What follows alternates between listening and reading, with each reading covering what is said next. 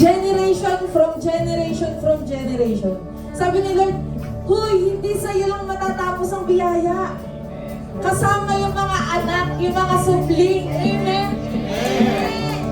Mula sa lahi ni Haring David, 14 na saling lahi bago pinanganak si Heso Kristo.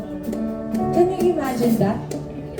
Sa sobrang limited ng isip nating mga tao, akala natin na natatapos na sa atin at sa pamilya natin yung biyaya. Pero hindi pala ganun.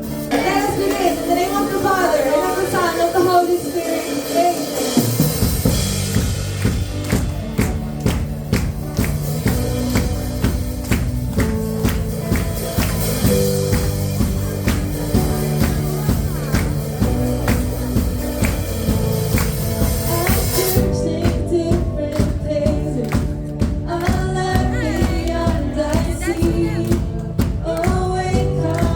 For greatness, a path that's before me.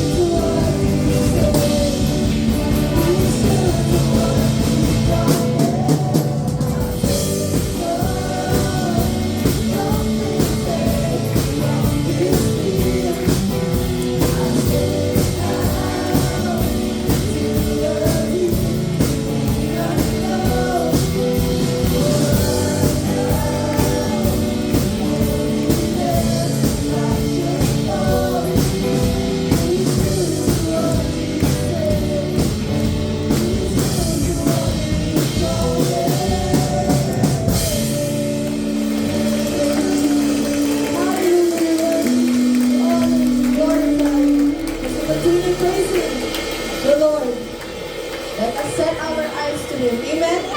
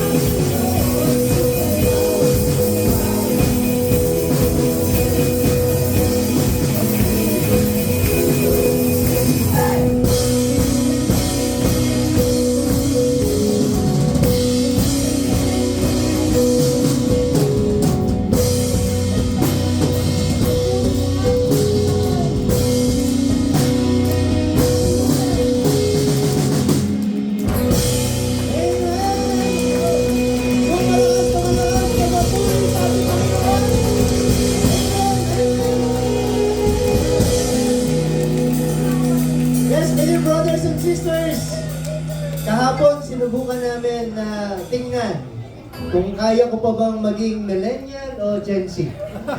Ramdam na ramdam ko, parang baby boomer na ako. Sinubukan po namin kahapon, sports day po ng Feast Malolos kahapon, umaga pa lamang badminton. Nung hapon, basketball. At alam ko, next week, may hiking. Meron bang mga pupunta naman ng hiking? Lahat po dito, sinusubukan po natin. Kaya, pwede brothers and sisters, yung mga kasama natin dito, next week, merong basketball, tsaka meron daw yatang zumba para sa mga kababaihan naman. Diba? Napakasarap po. Welcome po sa ating bagong series ng Generation.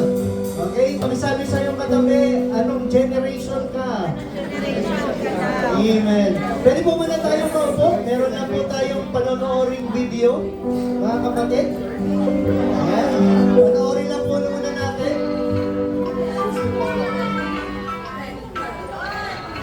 Tingnan niya po natin kung sino yung mga yan.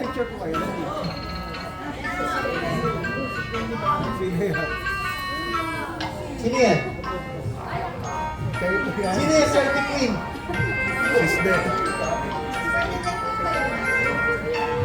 Easy. Doon? Sino yan?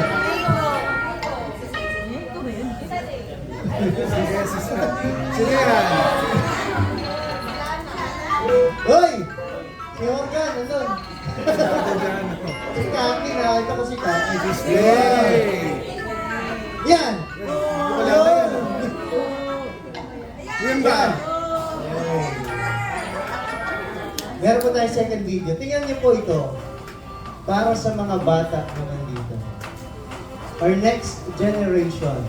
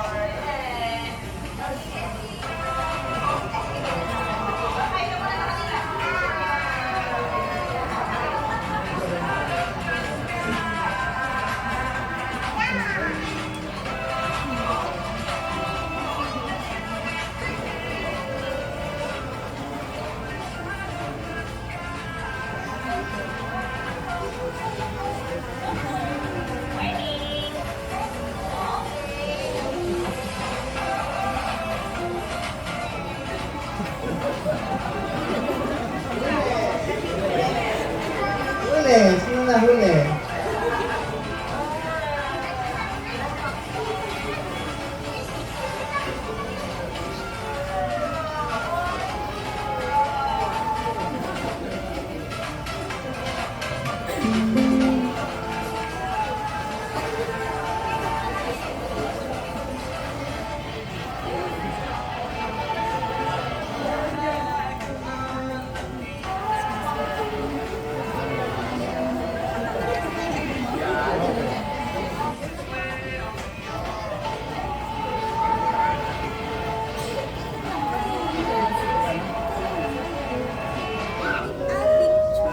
Palapakan po natin ang ating Panginoon. Nasa si Porky? Natutulog? Hi, Porky! Marky! Hello! Ayun po si Porky. Pwede ba itaas natin? Ayan, siya po si Porky. Yan po ang may hawak ng video. Palapakan natin si Porky. Hi! Ayan. Good morning, my dear brothers and sisters, and welcome para po sa ating brand new series. At ang talk number 1 po natin ngayon is God is Blessing Your Generation. Nakita po natin yung mga pictures natin kanina. Yan po ay dati rin mga bata, ngayon ay eto na, mga servants na sila ng ating Feast Malolos sa iba't ibang mga ministries. Yung pong si Porky, sila po yung ating next generation. Kaya po ngayon, gusto po namin na ipakita sa bawat isa sa atin na dito sa Feast Malolos, sabi po kasi ng iba, pwede bang dalhin natin yung anak namin dyan makulit? Di ba? Lahat po nung nakita yung picture kami na dati po siyang makulit. Naranasan namin maging makulit. Naranasan namin na maging magulo. Naranasan namin na dati may mga pagkakasala, pagkukulang sa Panginoon. Pero ngayon, nandito tayo sa Feast Malolos bilang isang pamilya. Palakpakan natin ang ating Panginoon. Dumating sa punto na ang lahat ng mga servants natin, ng Feast Malolos, dumating sa kahinaan, dumating sa pagkakasala. Ang dami-dami naming tanong sa buhay. Pero lahat ng kahinaan na yan ay kailangan namin i-acknowledge. Kailangan alamin at kilalanin namin yung mga kahinaan na yan para higit ay makita namin kung ano yung kalakasan ng bawat isa. Na ngayon ay pinagsama-sama para makapag-serve dito sa Feast Malolos. If we reject a generation's weakness, we may be rejecting its strength too. Mga kapatid, kung yung kahinaan natin ay palagi nating itinatago, palagi nating minamaliit yung sarili natin, hindi natin makikita yung potential natin. Kailangan nating harapin yung kahinaan natin para makita natin yung kalakasan natin. My dear brothers and sisters, God can use the uniqueness of each generation, both strength and weakness, to bless the world. Mga kapatid, yung mga nangyayari sa ating mga kahinaan, yung mga nangyayari sa ating pagkukulang, yung mga nangyayari sa ating mga pagkakasala, noon ay binibigyan ng pagkakataon ng Panginoon na palakasin, patawarin, iayos ang anumang mga naging problema para tayo mula sa ating mga karanasan sa nakaraan ay maipakita natin kung ano ang meron na kasama natin ang ating Panginoong Jesucristo. But dear brothers and sisters, inanyayahan pong tumayo ang lahat. And let us pray in the name of the Father, the Son, the Holy Spirit. Amen. Today I receive all of God's love for me. Today I open myself to the unbounded, limitless, overflowing abundance of God's universe. Today I open myself to God's blessings, healing, and miracles. Today I open myself to God's word so that I become more like Jesus every day. Today I proclaim that I am God's beloved.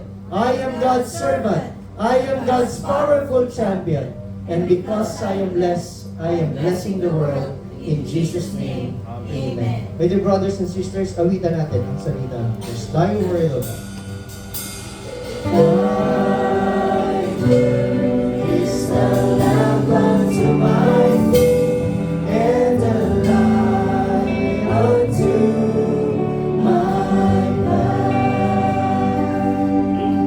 Ang pagbasa po natin ngayon ay mula po sa Deuteronomy chapter 7 verse 9.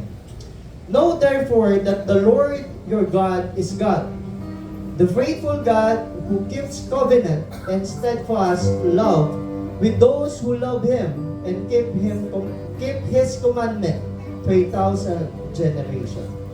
My dear brothers and sisters, muli, awitan natin ang salita. It's thy word, O God.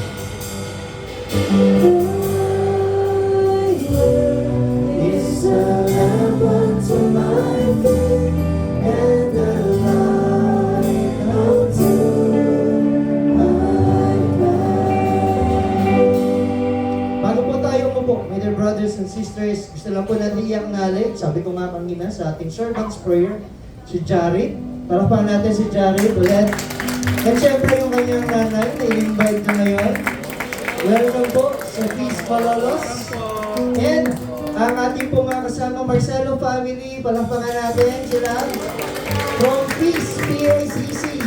Mga nagabaliwag po sila. Kasama po natin ngayon. Sa PICC po sana sila umattend at ngayon ay kasama natin dito. Bago po tayo umupo, pwede po ba ikutan natin ang lahat ng mga nandirito at sabihin natin sa kanila, you are good! You are good! You are good! Ikutan natin sila bago tayo umupo. With your brothers and sisters, you are good! You are good! You are good! You are good! You are good. You are good! You are good! Sa si principal. You are good! Amen.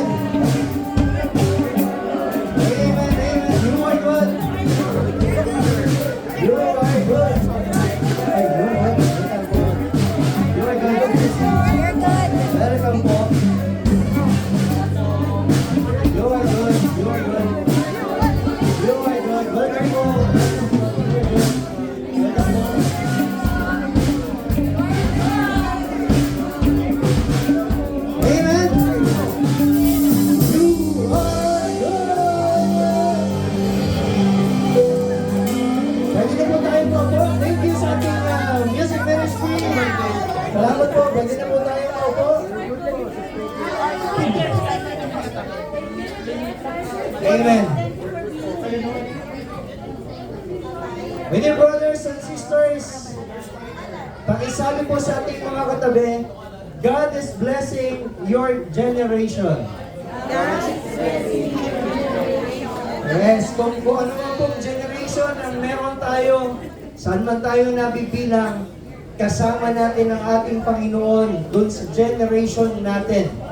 Sapagkat ang sabi po, generational cohorts are group of people born with the same roughly 15 to 20 years time period who share similar social, historical, and cultural experiences during their formative years. May mga ipinanganak daw po sa atin, tayo, ay ipinanganak na merong magkakaparehong karanasan, di ba? Kung siguro, nadidinig natin minsan yung kwentong nung panahon namin. Ayan. Pagka daw po ganun na yung kwento, alam na natin kung anong panahon yun. Di ba? Madalas, hindi ko na maintindihan yung mga bata ngayon. Kasi iba-iba na po talaga tayo ng lakihan. Di ba? May pagkakapareho tayo ng karanasan sa buhay. Yung mga kaedad natin. Yung mga pananaw natin, dahil sa mga pangyayari, yung kultura. Ibig sabihin, may mga kultura tayong tradisyonal at may kulturang ngayon ay nadidiscover natin depende sa panahon. Yung laro namin noon ay hindi na maintindihan ng mga kabataan ngayon. Diba? Yung mga ginagawa namin noon, hindi na kayang gawin ng mga kabataan ngayon. Dati, pag pinento ko kay Fiona, diyan kami dati naliligo sa ilog na yan. Sabi niya, dumi. Pero kasi dati noon, malinis yun. Kaya namin paliguan. Diba? Pag sinasabi ko, diyan kami naliligo sa ilog noon. Diba? Ngayon, ang ilog sa Hagunoy ay nasa kalsada na rin. Diba? Kaya hindi na talaga maiintindihan ni Fiona na dati, yun yung mga pinaliliguan namin. Na yung mga uso noon, na meron noon at wala ngayon. O meron ngayon na wala noon, gaya ng internet, di ba? Dati, nakikipanood lang kami ng TV doon sa kapitbahay, pero ngayon, ang internet kahit saan. Halos nga, hindi mo na napapanooran yung TV ngayon eh. Kasi puro doon sa cellphone na, doon na natin nakikita lahat ng mga pinanonood noon. Ngayon, dati, Dati pagka mga 4:30 na, uuwi na kami. Dahil? Yan, ganun na. Yun yung mga kaitas ko. Dahil pagka sinabi noon, ang TV na, uuwi na. Diba? Tapos pag alas 3, diba? Yung prayer habit, diba? Darating na yun. Yun yung mga panahon na kung saan ay kinalakihan po namin.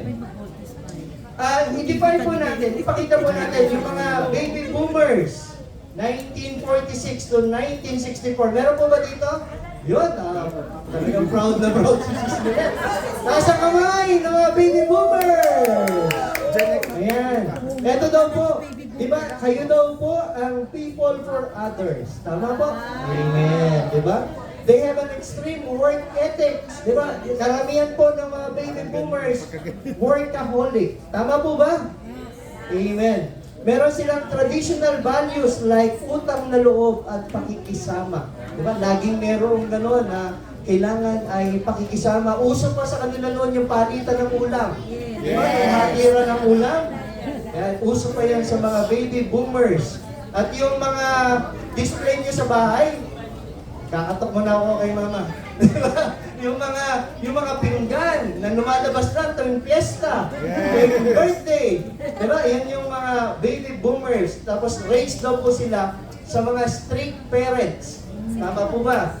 And then, like, yung disiplina sa kanila ay mataas na mataas. Palapakan po natin ang mga baby boomers. Ito na, taas ang kamay ng mga Gen X. Uy, walang umahay. 1965 to 1980. Brother Alan, sumisigaw yung mga nasa likod. Samahan mo daw kami.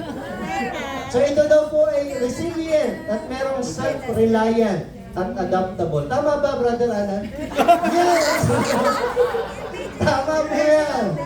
At kami daw po, ayan na, kami pong Gen X ay work and family oriented. Itaas ang kamay, palakpakan ulit. Kami daw po ay traditional yet pragmatic o yung practical. Di ba? Yung practical sa buhay. At kami daw po ay loyal sa competence at hindi sa companies. Di ba? At syempre, millennials, taas ang kamay!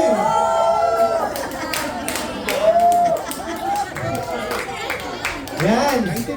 Sa millennials, hayaan nating millennials ang magpakilala doon. Welcome natin, Brother Nico De Castro. Millennials! Taas ang kamay! Woo!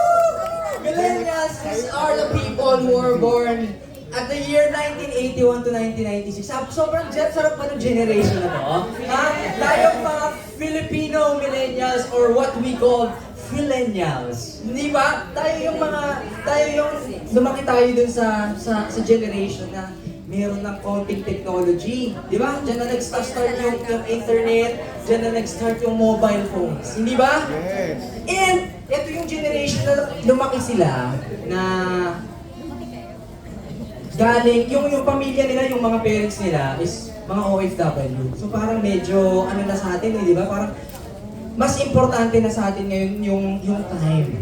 Quality time. Di ba? Kaya ngayon, ang importante sa mga millennials is sometimes kapag meron tayong trabaho, di ba hindi natin masyado tinitignan na yung money. Ang gusto na natin is yung values over that, yung growth natin and your opportunity for success. Di ba ganun tayo?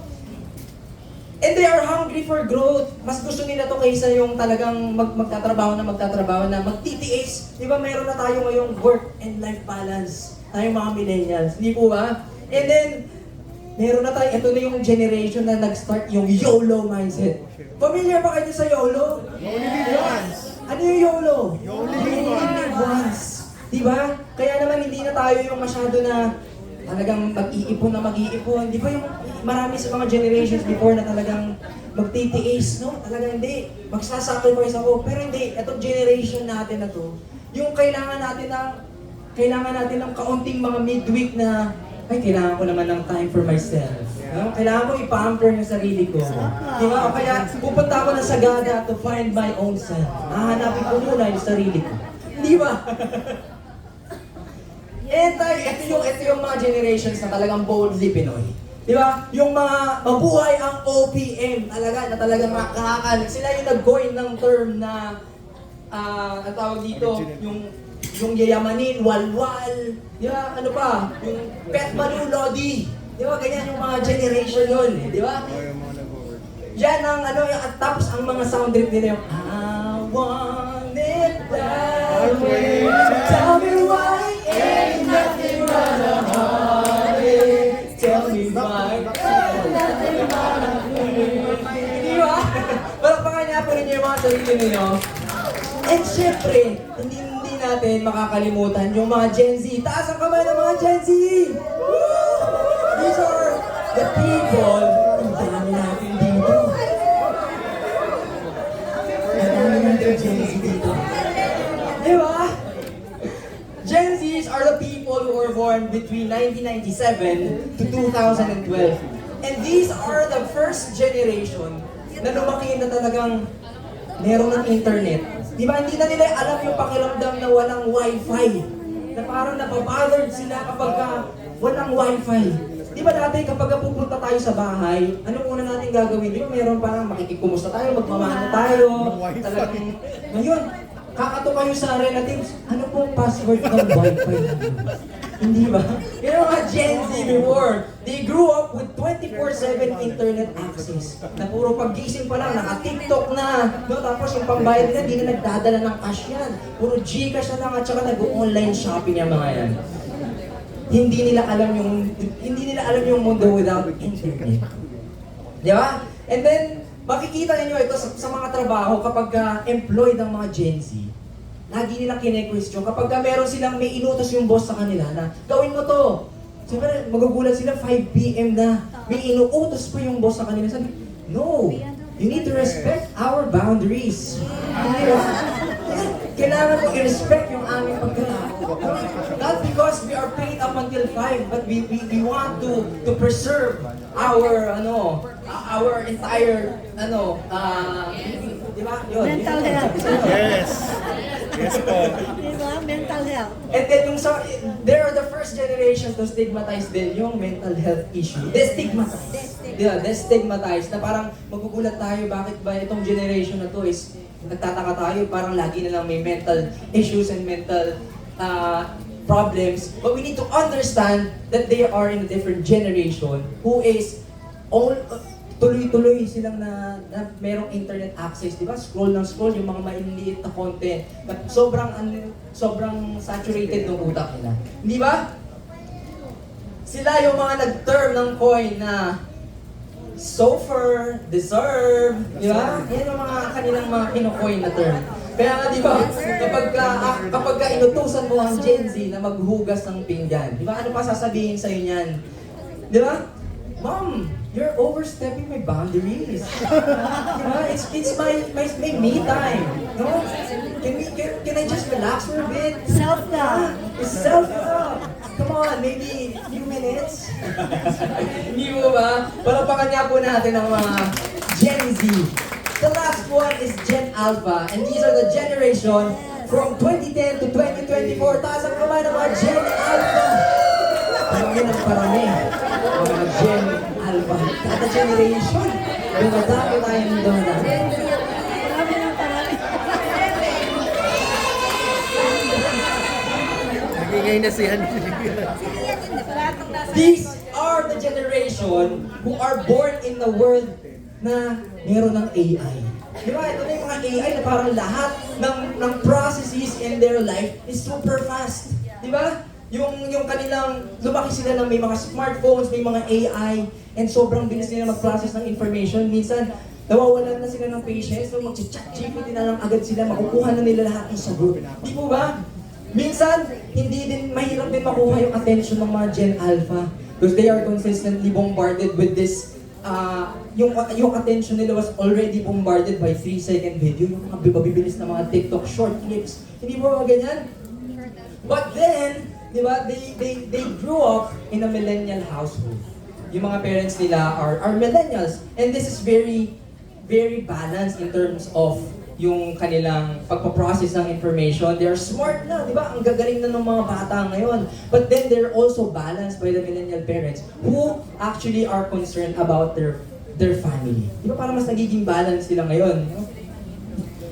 Ang mga pinapakinggan ng music ng mga batang to is yung We Don't Talk About Bruno. Di ba? Sa Encanto. Di ba? Ang mga pinapanood na nila yung mga Moana, mga Frozen. Di ba? Tapos di ba magugulat kayo kapag nagpapanik na kayo, Mom, you're being so delulu. Di ba? Chill. Paano nila nasabi yan? Chillax. Mom, you're so sus. No, I don't know, you're being so sus. No? Pagka nagbibigay na kayo ng mga problem na gusto nyo sabat, ano siya, no, magdadahilan na yan sa inyo na, you're so sus, ma'am. You just have to chillax. Di ba? Merong mga ganyan. So why are we discussing all of these generation? We need to recognize na magugulat ka, sabi ni Brother Elmer kanina, di ba parang magugulat tayo, lagi natin sinasabi, bakit iba na yung mga bata ngayon? But if you go back to the previous generations, di ba tayo nung bata tayo, parang naririnig na din natin yan sa parents natin. And yung mga parents natin ngayon, naririnig na din nila yung sa parents natin, sa parents nila. And what does that mean? We need to understand the different circumstances of each and every generation to the point that we understand where they are coming from. Bakit nila nararamdaman yung mga ganitong bagay na to? Bakit yung pangangatwiran nila ngayon is they need to have a specific information or explanation bago nila gawin yung mga bagay-bagay nila. And with that, we wanted to connect it on our Bible. Alright? Are you ready? Because we are now here in the second part where we connect all of these generations into the Bible. Are you ready? Pakisabi mo nga sa katabi mo, are you ready? Are you ready? Because in the Bible, here, Genesis, God chose a family to represent Him to the world. And the biblical stories will include these 4 generations. No? Yun yung examples natin yun. These 4 generations include Abraham, Isaac, Jacob, and Joseph. And as we go through their story, gusto kong mapansin nyo yung mga bagay na ito. No? On how each generation was shaped by their situation around them. Di ba? Marami sa mga buhay natin was being shaped sa atin. No? Kung paano tayo ngayon mamuhay is because of what happened to us. And number 2 is how God works with each generation through their strength and weaknesses. Hindi ba? Per generation, may mga strength and weaknesses tayo. And you will see how God works through them in these generations. Now, I wanted to share with you itong quote na narinig ko from one of my mentors. No? Hindi ko alam kung naisama ko sa slides, but this is how it goes. Hard times create strong men. Alright? Strong men create good times. Good times create weak men. And weak men creates hard times. Napapansin niyo yung ganyan?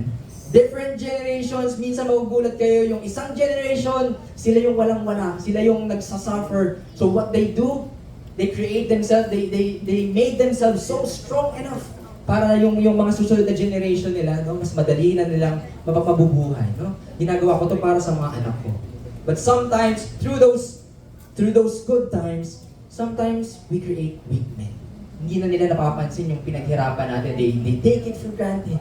And those weak men create these hard times. Okay, we need to be wary about it. That's why when we go to Abraham, the pioneer, it says here from the book of Genesis, chapter 12, verses 1 to 2, ang sabi dito, go from your country and your kindred and your father's house to the land that I will show you. And I will make you a great nation. And I will bless you and make your name great so that you will be a blessing. Tignan niyo yung nangyari dito kay Abraham. Ha? He was in his own hometown pero inutusan siya ng Panginoon na iwan mo yan. Ipapadala kita sa isang lugar. Would you imagine that? Kaya niyo ba yun? No, aalisin kayo dito sa Malolos, ipapadala kayo sa malayong lugar, no?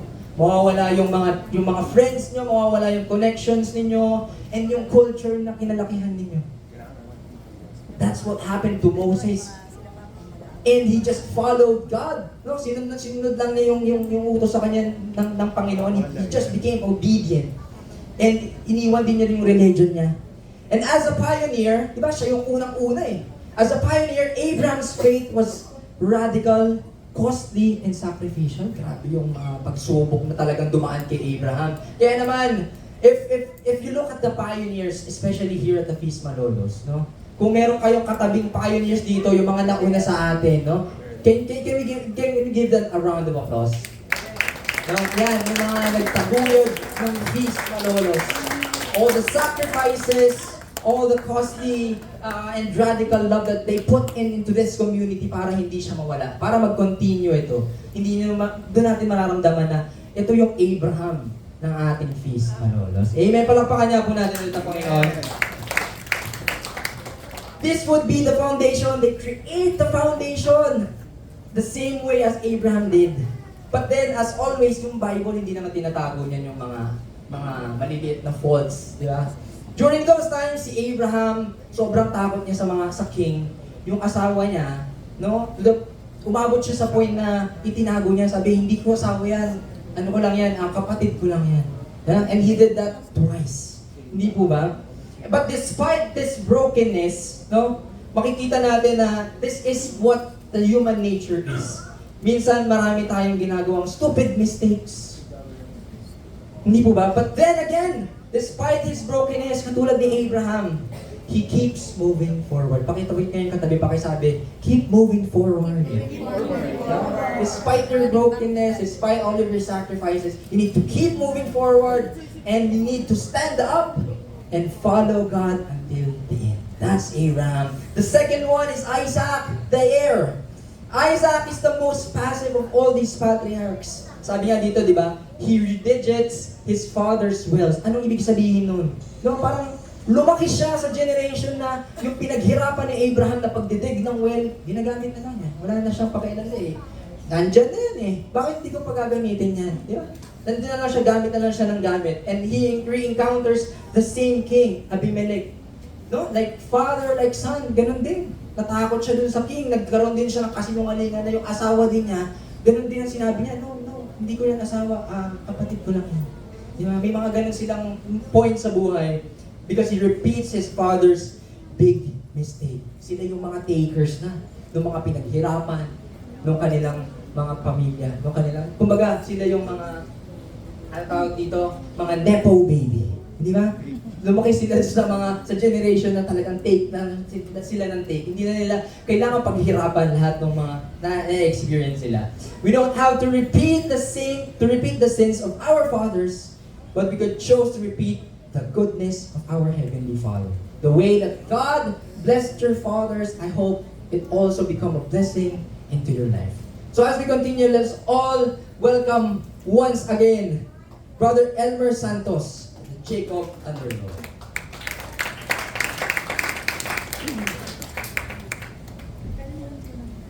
Thank you bro, nalibang ako.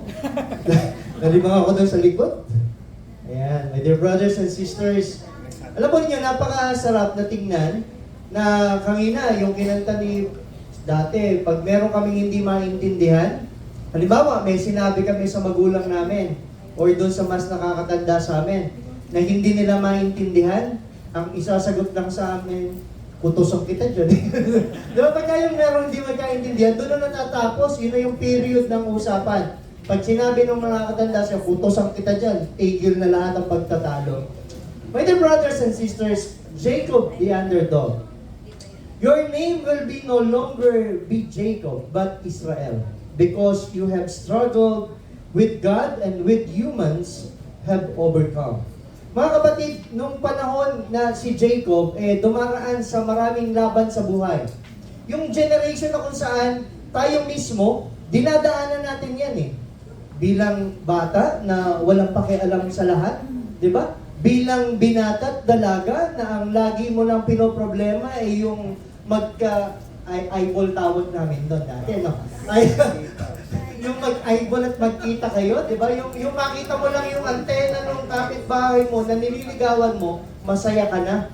Pero dumarating tayo dun sa punto na meron na tayo mga pinagdaraanan, lalo na kung saan yung generation mo, dumating ka na dun sa pagpapamilya na iniisip mo na kung magbabayad ka na ng kuryente, na kailangan mo nang magkaroon ng ipon para sa enrollment, na ipambibili mo na ng gamit, na kung saan tayo ay dumaraan na doon sa laban ng buhay. Diba?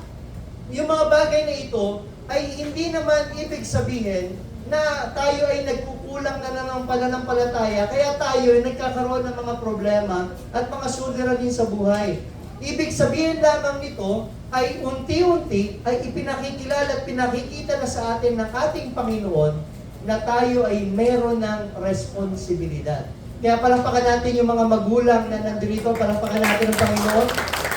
Sapagkat, ganito po, my dear brothers and sisters, hindi lamang po yung sitwasyon mula sa Gen Alpha patungo doon sa mga millennials ang binabago ng ating Panginoon. Hindi lamang yung sitwasyon.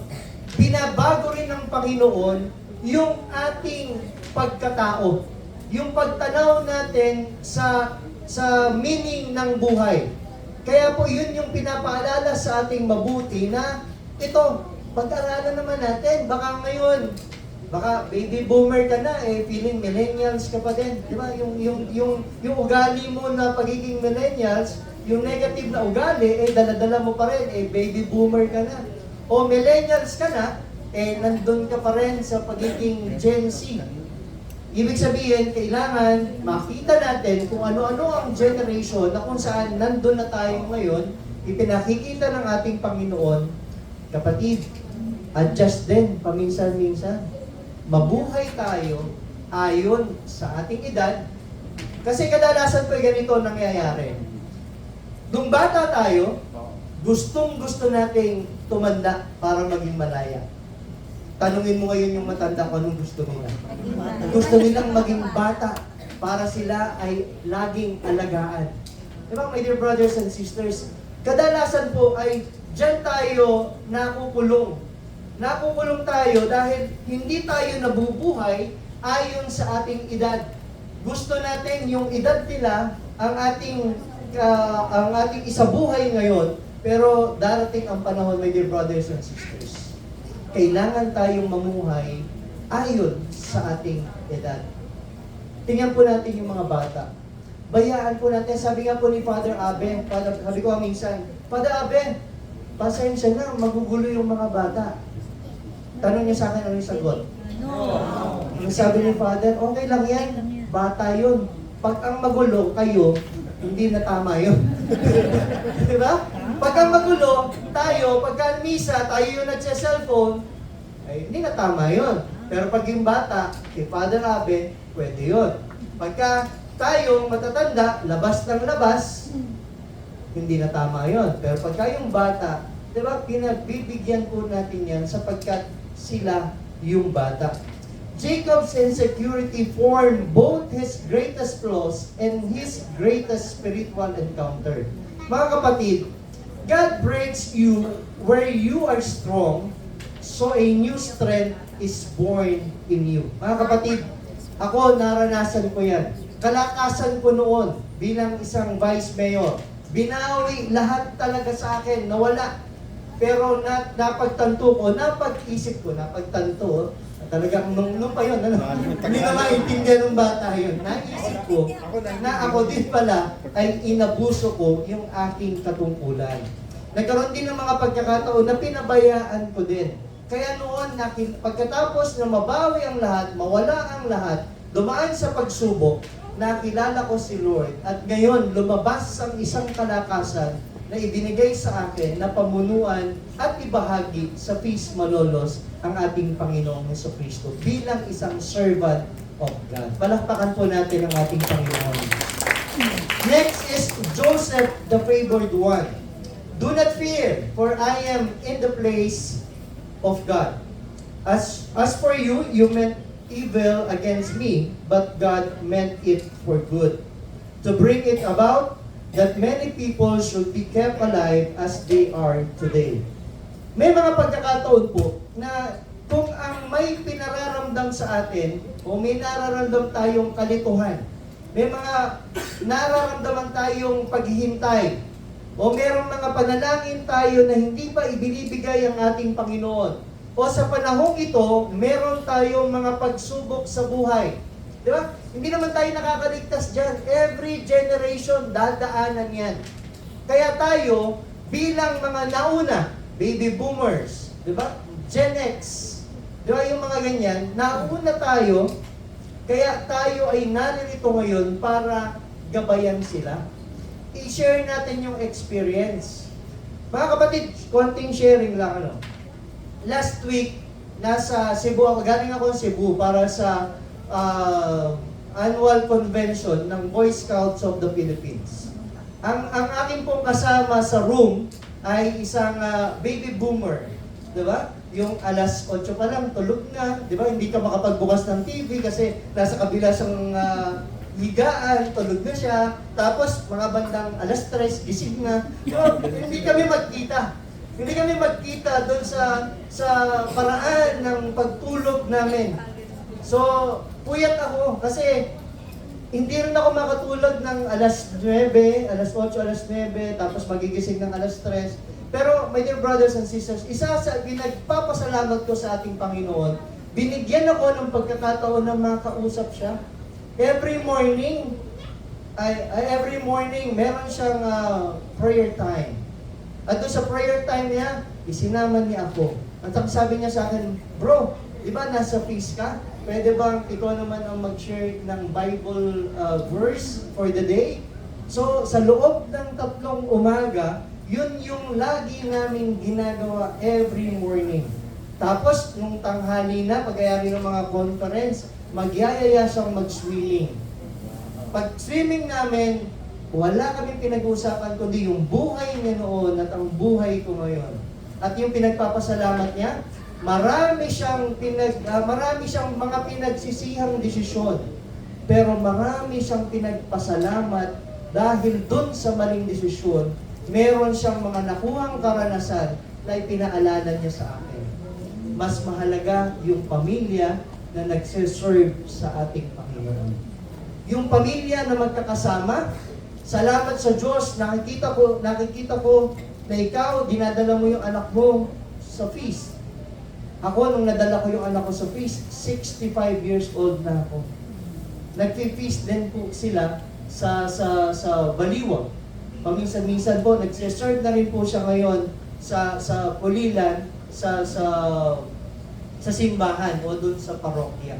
Ang ibig pong sabihin, my dear brothers and sisters, dito sa feast, nararanasan natin na sana yung guidance natin dun sa ating mga anak, yung pag-alalay natin sa iba't ibang mga pamilya, na sana dumating ang panahon na tayo ay makapagsilbi rin sa ating mga parokya, sa ating simbahan, sa ating kapwa, sa ating mga kapwa naghahanap sa ating Panginoon, ipakilala po natin ang ating Panginoong Kristo. Sapagkat kapag hindi mo nakita, halimbawa, nahihirapan po tayo sa ating buhay po ngayon, wala naman po tayong ibang dapat gawin, kundi hanapin, kilalanin ang ating Panginoong Kristo.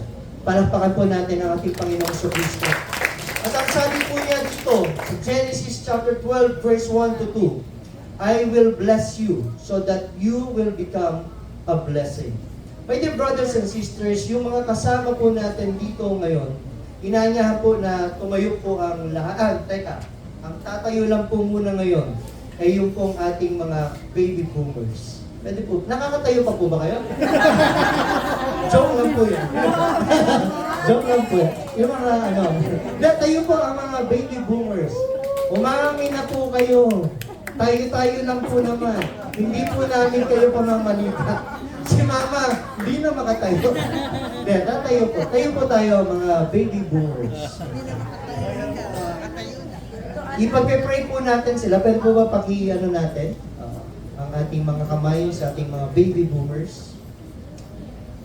Pray tayo. In the name of the Father, the Son, the Holy Spirit. Amen. Father God, we thank you sa ating pong mga kasama at mga kapatid, sa aming mga magulang. Higit ang aming pasasalamat na patuloy mo silang bigyan ng makabuluhang buhay kasama namin, Panginoon. Salamat, O Lord, sa mga kwento ng buhay na patuloy nilang ibinabahagi sa amin.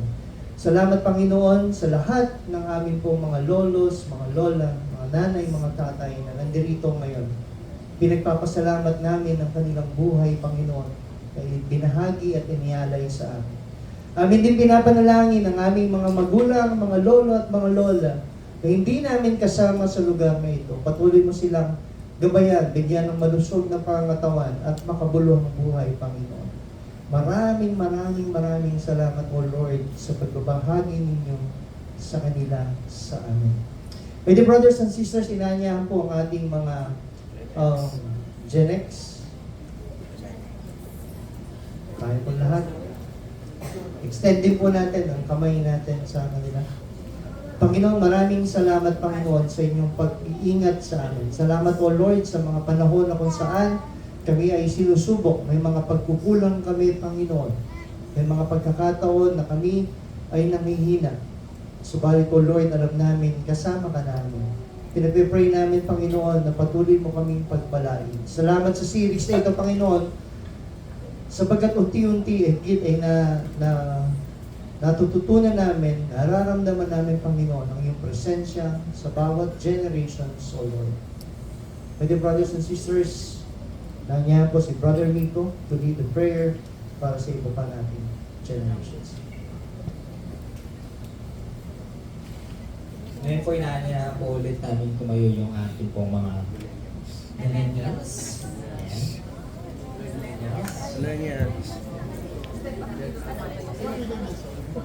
And yan, if we extend our hands to all of them. Father God, we thank you. We thank you for this generation na pinaramdam mo sa amin all of the sacrifices that we need to do in our family. Lord, heal our hearts with every brokenness that we have experienced in our lives, and we want to with this heart, Lord, we wanted to pass a better future into our next generations, Father. Fill our hearts with your love, fill our hearts with your care, so that we may be able to become a blessing to the next generation. This we ask in the mighty name of Jesus. Amen. Now we ask all of the Generation Z, mga Gen Z, to stand up. Yeah.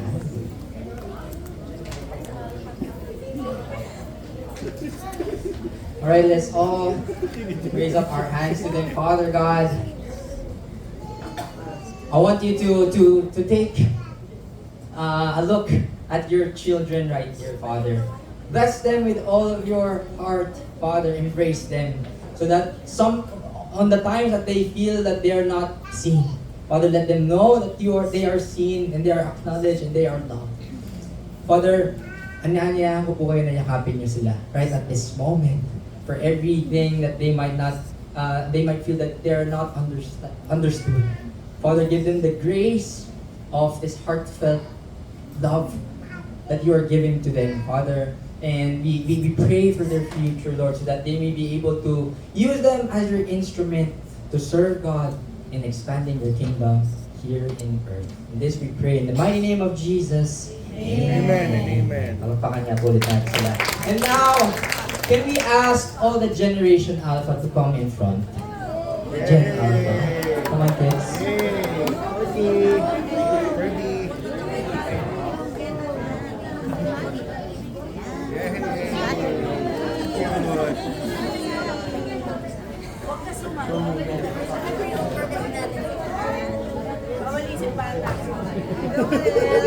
And may I invite also everyone to just stand up as we all pray for our next generation, Gen A.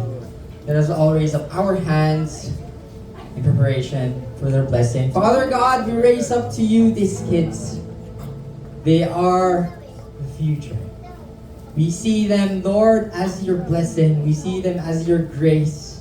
You have put them in this church for a reason. For us to be able to feel your grace, to feel your love. And because of them, our lives become a meaningful ones. Make all of their lives become a part of our growth. Because their lives, Lord, we are willingly sacrificing everything for them. We want them to have all the best in their lives, Father, so that hindi na nila maramdaman yung mga hirap na pinagdaanan namin. But Lord, with all of these grace, with all of this providence, Lord, we ask for your mighty name to shield them from every attacks of the devil. Cancel all the plans of the evil that they have for them. Send down your army of angels to guard them in everything that they do. Lord, kung saan man sila mapunta, Lord, in every place that they may be, whether it's online, whether it's in their school, in their playground, in their homes, Father, protect them. Guard them with your holy name and shield them from your protection by your holy blood. And as we all come, in every generation, Father, we thank you for blessing us. We thank you for all of the sacrifices. We thank you for the challenges, for the grace. We thank you for the love. We thank you for all the pain. Because from all of these things, Lord, even if we're coming from different generations, whether they are baby boomers, Generation X, millennials, Gen Z, or Gen Alpha, whenever we come here, we're not different anymore. We're not different ages anymore, but we come here as one. We come here as your child, Father. Every time that we step in, we hold up our hands together as one family to praise you, to glorify you, to know more about you, so that every blessing that has come into our lives, we may be able to share them with other people, so that everyone and every people will know that we have a Jesus in our lives, and they could have that same taste of blessing as we experience here today. So let us all close up our eyes as we all praise and glorify you. In Jesus' name, amen. Amen.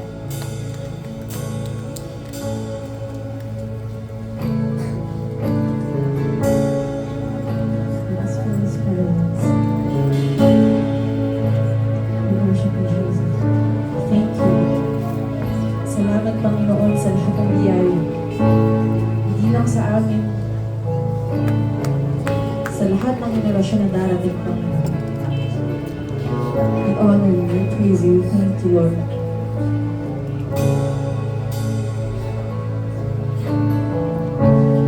Lord, I bless you and keep you. Make His face shine upon you, be gracious to you.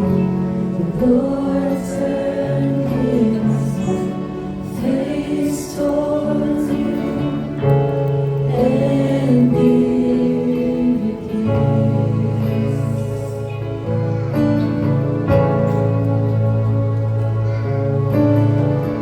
The Lord bless you and keep you. Make His face shine upon you, be gracious to you. The Lord turn His face towards you and give you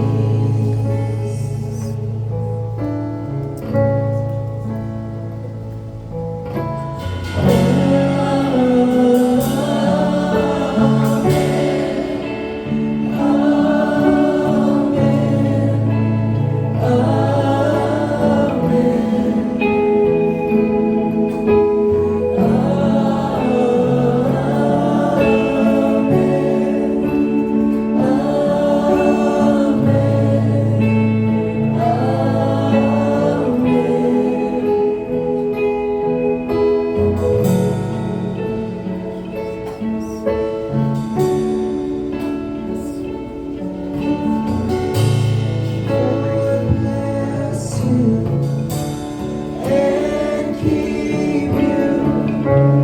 Make His face shine upon you and be gracious to you. The Lord turn His face toward you and give you